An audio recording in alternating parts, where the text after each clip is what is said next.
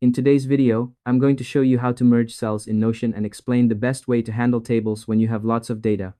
Whether you're trying to combine information from multiple tables, or you simply want to streamline your Notion workspace, this simple step-by-step guide will walk you through everything you need to know to stay organized and avoid unnecessary frustration.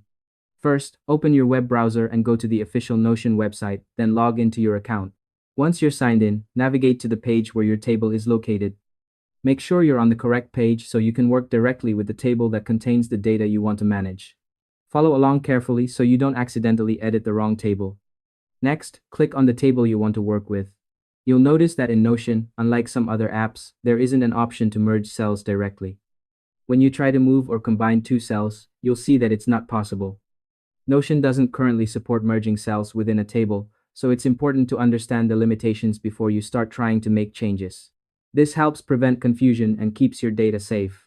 To make the process smoother, here are a few quick tips. Make sure your table has enough columns and rows to accommodate all your data.